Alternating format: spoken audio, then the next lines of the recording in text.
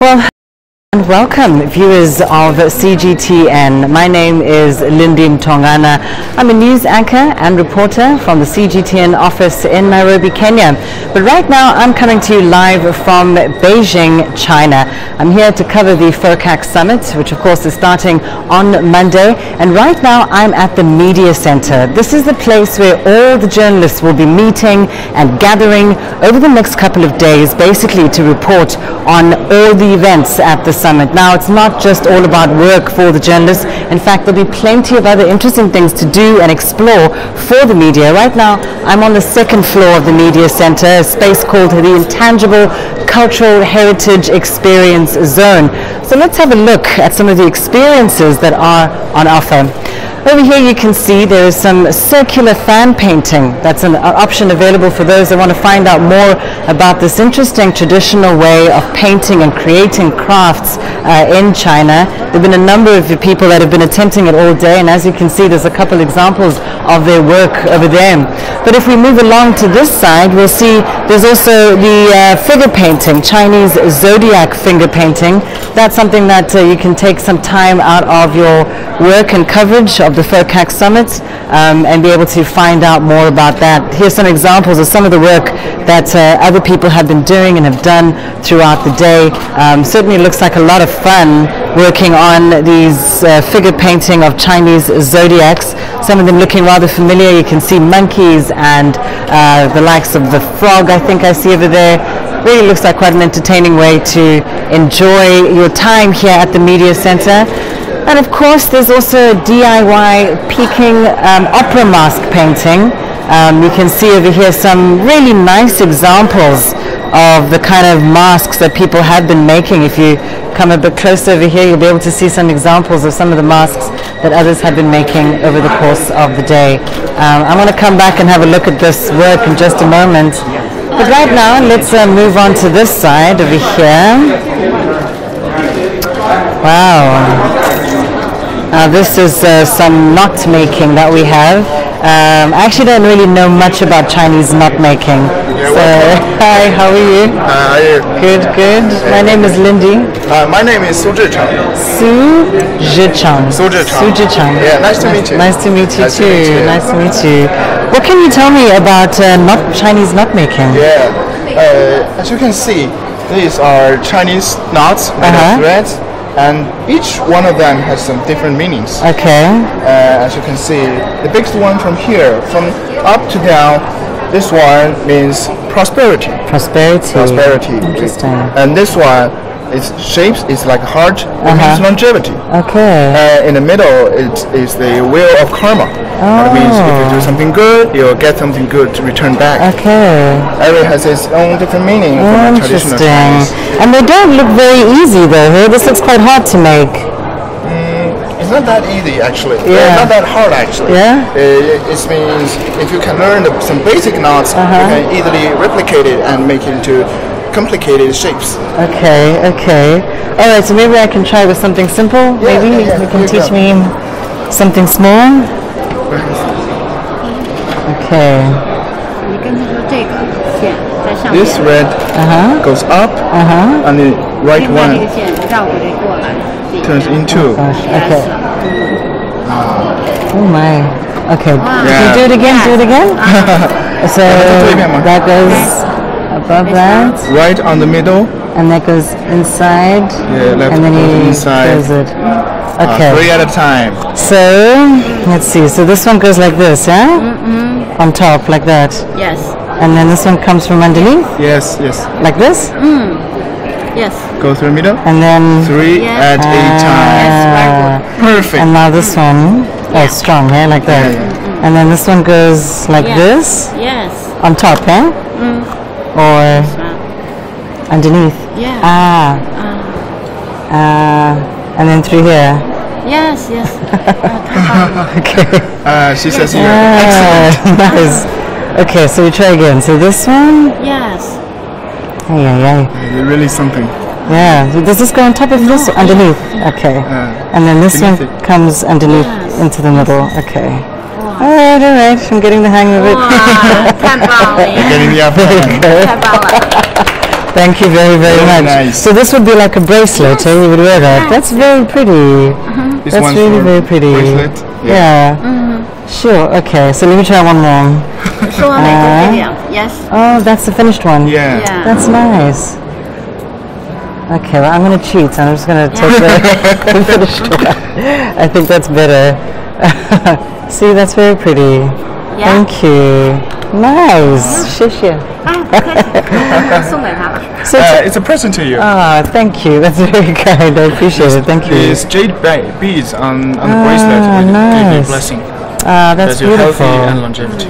That's beautiful. 稍微有一点大是吧？ Might be a little big. No, it's fine. This Yeah, is good. you did This is well. good. Oh, okay. Thank you. So, what do you volunteer at this Yeah, event? I'm volunteer Okay. for the FOCAC. And what made you decide to volunteer? Maybe just I'm enthusiastic enough to be a volunteer, and I attend volunteer works a lot of times, and I'm kind of interested in the Sino-African relationship. What do you know about the China-Africa relationship? Well, in the first place, I know that for the China to get admitted by the United Nations, it was the African countries who supported us. And African people, as I know, they are kind and enthusiastic and very easygoing to make friends with them. And it really makes me happy. And on the other side, I think China has been cooperating with Africa, different countries, building infrastructure and medical cares, and we are helping each other. We believe we can be very good friends in the international hardship. I believe so too. That's really nice. Thank you. So Thank it's you. very nice to make a friend with you. Have you been to Africa before? Any of the African countries? No, actually not, but I'm planning to. Yeah, next winter vacation. Nice. Well, you must let me know so that you can come visit me, my new friend. Yeah. Thank you so much. It's really a You're pleasure welcome. meeting Yeah, you. Thank you. Thank you so much. Thank you. Shishir. All right. Well, there's plenty of activities here. There's some painting, as I mentioned earlier, but I don't know, maybe we should give our hand, just a little bit of painting might be fun just to try it out. Hi, how are you? Good. 可以让他试一下拿这个。 Thanks.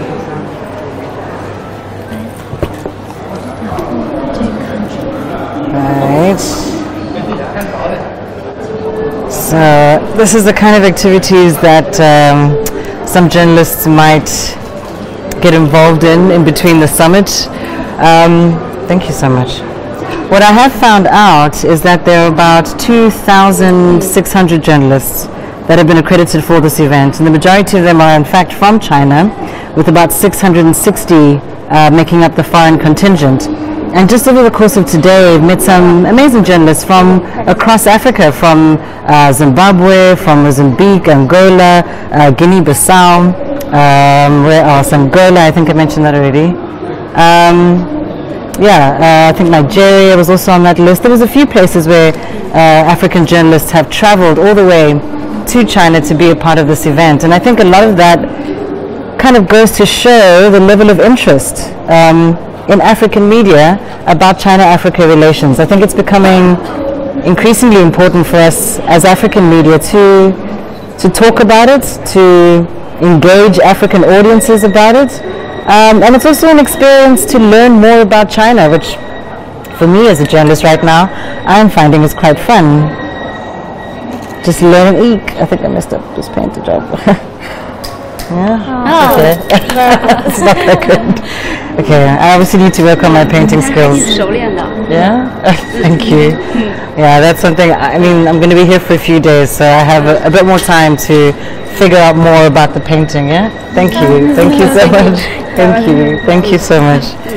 Right, so let's go upstairs to the third floor and take a look at what's happening there. In the meantime, I'll let you know a little bit more about what's expected to happen over the next few days. Now, tomorrow the conference begins at about 10 o'clock in the morning local time, and what we're mainly going to see is, of course, the arrival of all the presidents, 53 African heads of state that will be coming, and, of course, the Secretary General of the United Nations, Antonio Guterres, will be around. He's a very special guest that will be forming part of this year's FOCAC Summit. It will begin with the opening keynote address. Of course, that's coming from Chinese President Xi Jinping, and that will be followed by another speech from South African President Cyril Ramaphosa. You might remember, of course, that South Africa hosted the 2015 summit in Johannesburg under previous president, who was the co-chair, Jacob Zuma, but of course this time Cyril Ramaphosa will be representing South Africa. And this means that journalists in particular will be really, really busy. Once the summit gets underway, they're not going to get a lot of time to explore Beijing, to see what's happening outside of this conference. And that's what's one of the amazing things, in fact, about this media center, is that even though you might not leave the media center itself, you will get an opportunity to feel as though you've really experienced Beijing. They've put a lot of effort in including photo exhibitions, references to big and sort of important sites around Beijing, places that if you were here on holiday, for instance, you definitely want to see.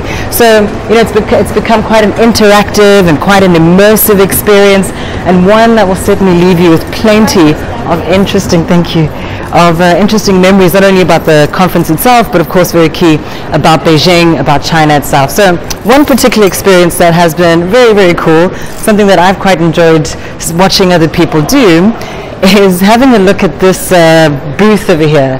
It's instant picking, I believe. So what's special about this is that you can actually put yourself in a particular location, in any location in China. While in Beijing, a number of locations are options. As you can see, there's a few lovely locations there that you could choose from. And perhaps we'll just ask someone here to give us a hand on this one. Hi, how are you? Hi. Good. So, can you just explain how this works, if you don't mind? This is smart photo technology. And, there are 12 Beijing famous destinations. Okay. And if you take a picture, you will combine with this famous destination. Wonderful. So this is probably the most famous destination, right? The Great Wall of China. These are lovely. Okay, I'm going to stick with the Great Wall because that's something that's really, really iconic. So if someone like me might not get a chance to actually visit the Great Wall, but thanks to this technology, I can take a picture of myself at the Great Wall, which is kind of fun. So I think I'm going to pretend to be leaning against the wall. No?